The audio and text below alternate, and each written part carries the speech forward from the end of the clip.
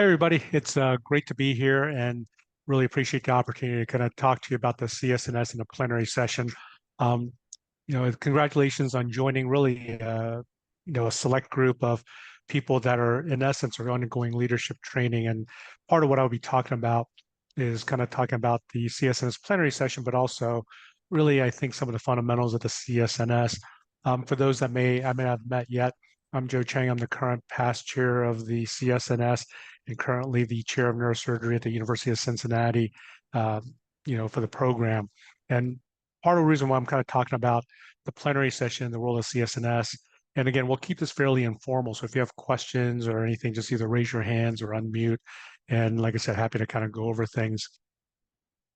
So when I talk about the leadership training program, the CSNS isn't just kind of an exercise, in Robert's Rules of Orders or just kind of it's almost like, role playing things that we do, in national politics, as much as the CSNS actually has not only a strong role within the national political stage in our health policy, but the things that you're going to be learning, like Robert's Rules of Orders, the plenary session, is really also ways of how do you run a meeting. And so if you look at some of the leadership of both the AAS and CNS, what you realize is that a lot of the leaders that you see actually have come up through the CSNS. So, for example, Nick Bamikidis, Alan Scarrow with the CNS. Then you have Ann Stroink, John Wilson, Shelley Timmons. I could just go down this list of people that you're pretty familiar with, and really how do they become nationally recognized and really, rise or become elevated into leadership positions. The other thing is that the CSNS is also a foundational training. We don't really have chair courses, but the CSNS is actually where you'll also see a number of the chairs of various departments of neurosurgery come along. And like I always kind of tell people, no one ever came up to me and said, "Hey, you're a fantastic surgeon. You have great technique. Why don't you become a chair of a department?" It's always the how do you organize people? How do you run a budget? How do you understand medical practices? And how do you, support the people around you? And really, that's why. And this is just a smattering of, like, if you think about it, all actually, I take that back. All four chairs. I didn't put Russ Lonzer on here, who is current chair of the Washington Committee. But Nick Mamikidis, like I said, came through CSNS. Mike Steinmetz and I, if you look at it, we're all the four chairs of the academic programs in the state of Ohio. And then Shelley used to be in Indiana right next to us, but now she's actually up in Milwaukee as a new chair of neurosurgery at the Medical College of Wisconsin. So it's just really kind of highlighting that as you go through some of these processes, to kind of think about what can you take away so that you can use these, I guess, skills that you're seeing and learning, and how does it help you grow your career based on the direction you want to go. This is just an example of what I said about different skills for leadership. And there is no course. If one of you says, "Hey, I really want to be a medical director or a leader, want to aspire to be a physician administrator or run a hospital system or a group," what you realize is that there really is no course for that, and it's not something we really teach you in residency. And the various sections are more focused on the technique and the practice of a pathology specific, you know, society versus the CSNS, which is really about social economics and hence health policy, national politics, etc. I won't belabor the point. I started the program in Cincinnati with literally one faculty and two spine fellows. And since then, we've actually grown quite a bit. And I won't belabor the point as much as the skills that I always highlight of me being able to build a department is really based on what I've learned in the CSNS. So that's why the various committees, everything from communication and education, if you think about it, medical directors, medical practices, medical legal, neurotrauma, neurosurgery, patient safety, reimbursement, workforce, you kind of ask questions like, well, why do I really care about workforce? And, if I work with the medical practices, how does that really help? And what you realize is that that's all really part of how do you run, whether it's a large group that you decide to be a part of, or an academic department, or even become a hospital administrator, and kind of be part of that whole process. All the committees that we're looking at are places where you're going to be able to get the skill sets and the experience that that you typically don't get within residency. And really kind of, so looking at the CSNS, it really represents a social economic interest. And so if you look at the core competencies, things that we kind of give lip service to, for example, like systems-based practice, that is the CSNS. So core assessment skills, professionalism. Anyway, you get the point. But I think I'm probably preaching to the choir, which is there's a reason why all of you are here, not only as CSNS fellows, but why all of you are here on this call tonight, because your investment and really how I'm hoping that you'll see how it's going to help you in your career based on the direction you want to go. So the role of the CSNS is really a direct access to the leadership of organized neurosurgery. It's really was for practicing neurosurgeons to allow anybody with an issue in the social economic area to have a voice. So you have to remember many people in private practice or community practice that aren't linked in with an academic program where the chair or those involved are heavily involved in the national organizations or that are part of the networks that we typically have, like the Senior Society, Academy of Neurosurgery. I can go down the list of these various programs and societies that we have within neurosurgery. Those are places where it's hard for them to kind of break in. So for example, how does a physician within your community practice have influence over how board certification is done, like the ABNS? And this is why CSNS and a delegate status and the delegate positions were developed so that people really could have a way of directing accessing really from the grassroots component. And really part of what I talk about leadership development is how do we review, refine, and really develop the appropriate practical solutions to problems? Because, there's always, as I'm sure many of you know, especially when you became senior or chief residents, how many times people have come up to you wanting things or wanting you to do things that you knew just was not really tenable or reasonable to do. But they didn't really recognize the fact that what they were asking for was just kind of crazy in a sense, right? So kind of like saying, let's abolish Medicare. We don't get enough money for that. Well, that's not really going to happen. Or let's fire all the hospital administrators and take over for ourselves. These are things that the CSNS will help you look at and look, and similar to what Lou's doing, which is reviewing papers. How do we have a method or a model to approach things in a logical way overall? So because of that, we have to realize that just like a vote on the congressional floor or in the Senate, it doesn't mean that you get the ultimate say. And that's the other thing that we learn through the CSNS process is sometimes as doctors, we get a little bit put off if whatever we want doesn't get adopted right away versus we have a voice, but it doesn't mean we always get our way. And I think this is what the resolution process is also meant to highlight, that we do have the ability to propose things, bring up ideas, debate them, but it doesn't mean that we always get what we want. But we do have influence, and we do have a significant influence more than we realize overall. We break the CSNS into representational areas, into quadrants, and you all are pretty familiar with this because that's how you got selected as CSNS fellows. And each quadrant has a representative or somebody who represents us as a regional director on a AAS board of directors. There is a revision to this whole process that's pending resolution that you will be involved in. And part of what I hope that you'll do is kind of review things like this and kind of think about how does it affect you and what you think should be right for someone as you continue to rise up through, not only your professional career, but through national leadership. We're also working on getting representation on the CNS Executive Committee, and there's many people that already have influence on that, like Clement Shermers and others that have been on the CSEC before, and then also people like Lola Chambliss, who again came up through the CSNS when she was one of my residents over at Vanderbilt, who is now one of the leaders of the CNS as well. I'm not going to highlight this just because I'm out. We're always happy to send out the slides, and I think this is always being recorded. But there's a lot of CSNS accomplishments, everything from the leadership positions that I kind of mentioned, but CSNS really was the one that developed the Neurosurgical Pact and really helped with the Washington Committee development of how do we get influence, which is also one of the reasons why there's so much overlap with the Washington Committee, such as code and reimbursement and many of the committees that we have due to that relationship.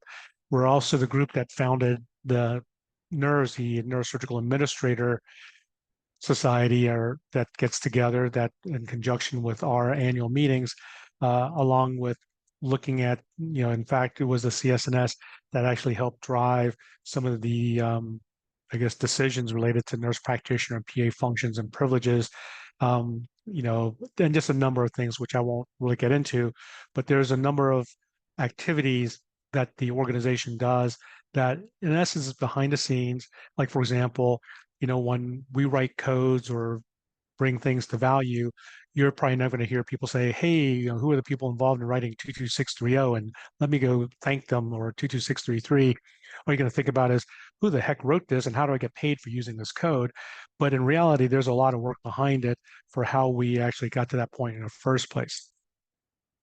So what are some of the other things that we're doing? Everything from teaching new skills to negotiate with hospitals, resources like the socioeconomic toolbox, and just a lot of things that affect just the overall practice. One of the things that I always say is my biggest concern personally isn't the conflict of interest with your work with a device manufacturer, but it's really who employs you. So when you join a hospital, it says, hey, this is the implants that we're going to use in this hospital, and this is the choices that you have, and this is the formulary, that's going to restrict your ability to take care of certain patients more than your relationship with, say, a manufacturer overall. The other thing is just really developing a core curriculum and really also the questions that go into the written boards, along with the number of us, which are also or board examiners, bringing in the coding and reimbursement part of it, and really trying to prevent physicians and especially neurosurgeons from entering the world of medical fraud inadvertently. And then really the influence that we have on clinical practice guidelines. And what you realize is insurance company policies really act as clinical practice guidelines. So learning things like the AGREE methodology and other ways of assessing it, and really how do we navigate some of the frustrations that many of you will face in the future with denials for the surgeries that you think are very important for your patients.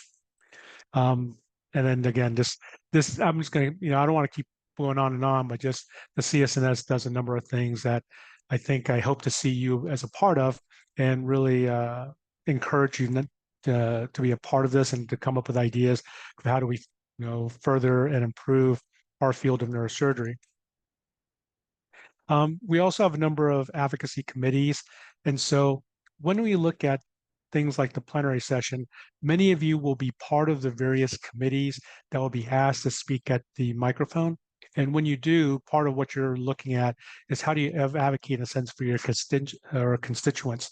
And so when we talk about some of the advocacy for the regions, you'll realize that there's going to be different stakeholders, and how do you wear your different hats in advocating not only for what you personally want, but for those you represent, whether it's within your state, your committee, or whatever role you're holding at that time.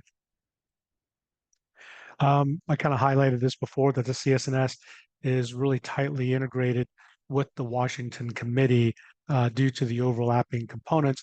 And we actually are almost like the engine. The Washington Committee structure is really more of the interface with the parent organizations, CNS and AANS.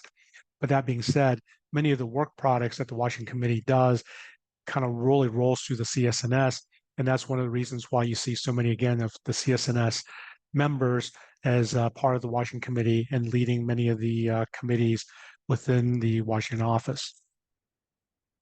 So what are you going to expect when you show up to the meeting when we show up in Houston? Well, one is that Sandy has sent out the agenda, and if you don't have it, you can always get it off the CSNS website. If you don't have a login, just email Sandy, and she'll be happy to get you registered so that you can get a login for the website and access to the portals. When you show up at Houston, just go to the CSNS office.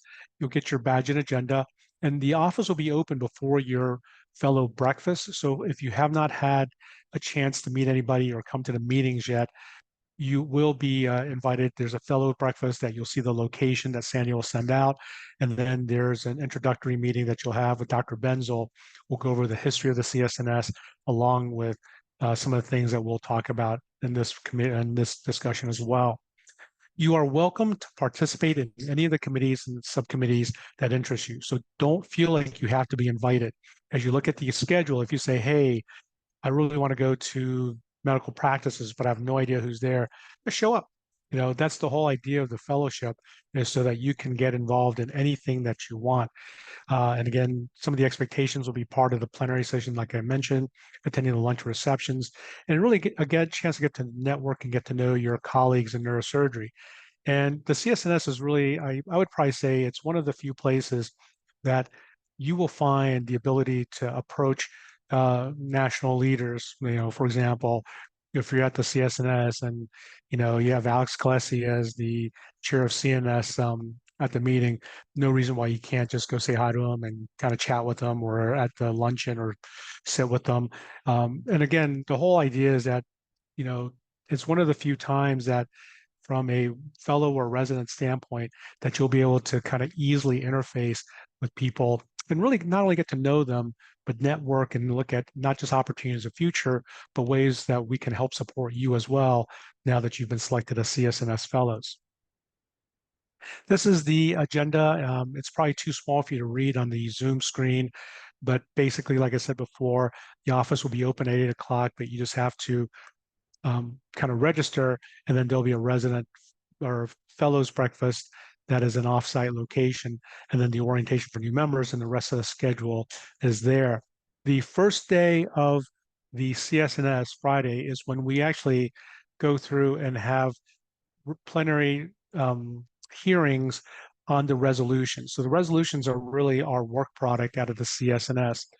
During the plenary hearings, you'll either speak for or against, and you'll have the reference committee, which is a group selected by the various quadrants and caucuses, who will actually go through and take your testimony and then refine that into the final reference committee resolutions, which will be presented the next day. This is very similar to the Electoral College, where if you think about it, it would be mass chaos if everybody had a single vote and it was a popular discussion and a lot of debates. And so this system is set up very similar to what you would see in any organization with leadership layers. So for example, as residents, you would never expect to go to the dean directly and says, hey, my chair really stinks. I really think, or this faculty really stinks. I really want them out of here and I need different things. You have different processes. So for example, if you have a GME issue, the DIO may listen to you and they may agree or disagree with you. You may go to your chair of the department who may or may not disagree with you on that, who then would take it up to the dean. And this is a very similar process with the reference committee, who will vet the testimony of the various speakers that come up, and then subsequently, put it forth for review. The reference committee will meet after the plenary session on Friday, and then subsequently work on refining in putting forth reference committee recommendations for the various resolutions that put forth, which will then be presented on Saturday. Saturday is actually the resolution debate and vote. That's a little bit more formalized with Robert's Rules of Orders, and you will then at this session also be presenting either support or lack of support based on the various committees that you're in. So for example, if you choose to go to Patient Safety Committee with Dr. Amps on Friday, you'll also talk about these resolutions, and you may be asked to go and speak on behalf of the Patient Safety Committee, either for or against the resolution, to either, advocate for either voting it up or voting it down overall. Well, resolutions, what is a resolution? Resolutions are really how we conduct our business, and they're just an organized way of putting forth the issue at hand along with the asks that are being done for that. It's really a formalized way of how a representative body with delegates, appointees, and the reference committee really have the ability to petition or directly influence the work of the AANS and CNS.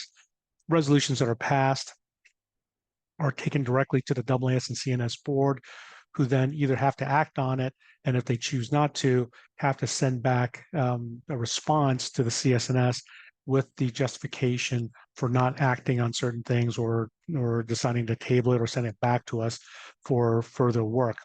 And so all the resolutions are recommendations of actions that we're asking to be done either within the CSNS itself or within the AANS and CNS.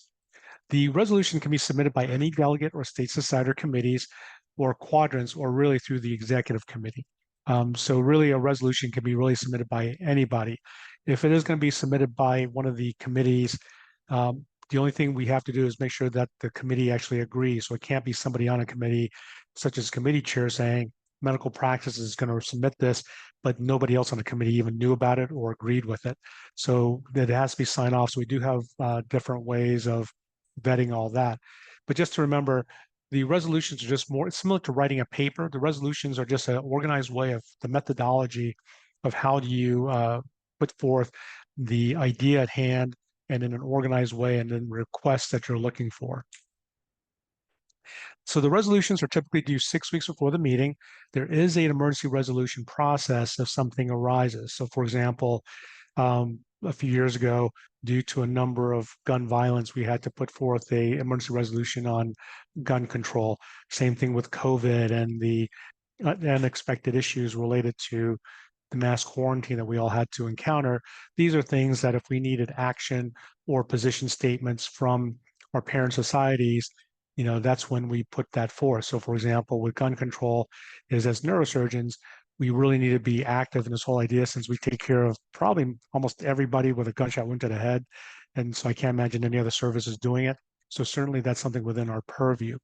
And as I kind of said earlier, the plenary session is really for the general comments from the delegates and committee that's made to the reference committee, who then separately meets and reviews the general comments from the floor to put together the reference committee recommendations that they'll put forth. I kind of mentioned this probably earlier and probably out of order, that the reference committee is made up of appointees from the caucuses and quadrants. And at the end of the plenary session, they convene to deliberate. In the past, sometimes they've deliberated all night, but recently they've been a lot more effective and are able to get all this work done within a time frame of a few hours. And so really what they're going to be presented at the plenary session the next day is whether or not the testimony that was presented on Friday was in support, or does it need to be amended, editorial changes, not support, or if a substitute resolution needs to be presented on the next day at the plenary session too. I've kind of mentioned this before with the various quadrants, caucuses, and the committees. We'll discuss the recommendations during their meetings, and then also speak for either for or against at the plenary session too, which is Robert's Rules of Order, is just how we organize it so it doesn't get chaotic. And then the debate will include the officers of the AANS and CNS, and then we will vote. Only those with a red badge, that is delegates, caucus members, fellows that are official CSNS fellows, will be allowed to vote. We will have many who are guests who will not have the red lanyard and badge that Sandy will have at the registration office. And even though they can give opinion and testimony, they will not be allowed to vote, which is only a product of the CSNS, those within the membership body, the voting membership body. So what is a resolution? I kind of mentioned that earlier about how it's really meant to be an organized way. So you'll have a title, you'll figure out who the authors are. The whereases are why the resolution is needed. The resolves are the action items that you're requesting. You'll also need to put the responsible agency for the action. So it can't be a general, hey, we need to fix Medicare, but no one's responsible. Or it's kind of like saying we need to cure cancer, but who's going to do it? There also needs to be a fiscal note. So remember, this is part of the budgeting process. So whenever you do something, even including a survey, think about, does it cost anything to do it? Now, if you're going to do it personally and willing to volunteer your time, that's up to you. But every one of you has a certain dollar value that's associated with what you should have been paid if you were to give up that time.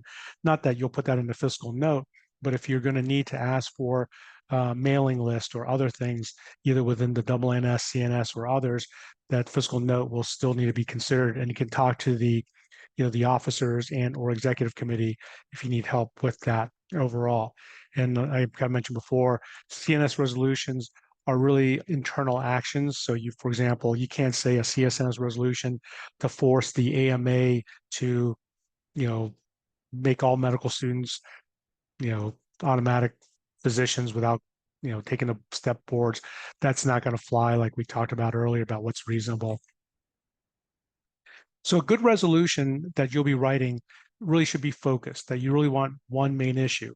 Very similar to writing a paper, you want one hypothesis, right? So imagine reading a paper that it's all over the place. You can't figure out what exactly you're trying to prove. Same thing with the resolution. It has to be, what issue are you trying to address, and not stack on multiple things that confuse people. It should also be doable. Again, unrealistic goals like you want neurosurgery to cure GBMs by 2026. That's something you could say, but it's not going to get voted through just because there's nothing to do with it. And it's just going to be kind of, I wouldn't say a waste of time, but it's not beneficial for this whole process, for the deliberation. Even though we all agree that curing cancer is important, it has to be something that we can address. It has to be clear, meaning that any action requested needs to be unambiguous so that it can't be misconstrued. And it really has to be applicable, that is of interest to almost all of neurosurgery. And these are all again, pretty common sense and pretty basic for what you're looking at. So when you're at the plenary session, what you're going to do is you're just going to say, introduce yourself. Introduce yourself as a resident or a guest or a delegate from the state or the committee that you're speaking for, and you're just going to say, are you in favor or opposition to the resolution? Then provide your testimony.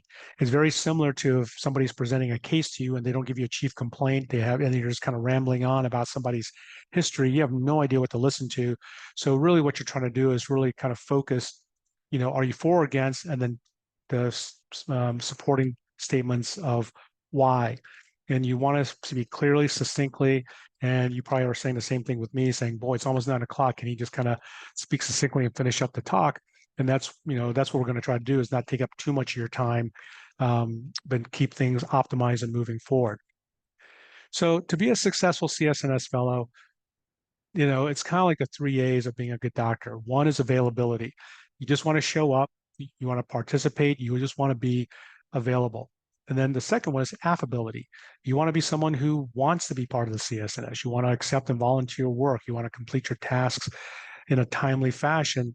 And then really, and I guess that's also part of the ability, is you want to actually complete the tasks. And if you can't complete it, don't accept it if you weren't going to get around to it. And if you do accept it and you need help, ask for help.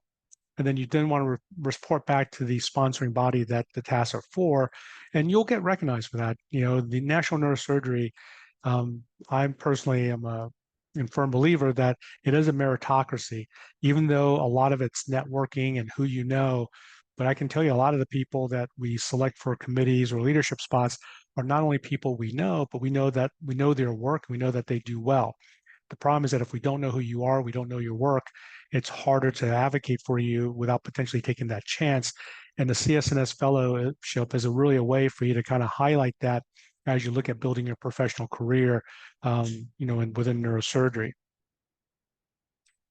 So I'm going to try to keep this kind of fairly, succinct. I'm not going to take up an hour for this, but I just want to say thank you again for being a part of the CSNS. Being selected as a fellow, there's a lot of great candidates, and for you to be selected as fellows really should mean a lot. And really, I think what I'm hoping that you do is take the opportunity in this position to not only get to know us within the CSNS, but really also get to see what you want to do with your professional career, and really how can we, those of us that are a little bit older within the CSNS, how can we help you as you look at, growing your professional career in your practices, and really helping us all work together to advance the field of neurosurgery. So with that, I want to say thank you very much, and take any questions or any clarifications that are needed from anybody.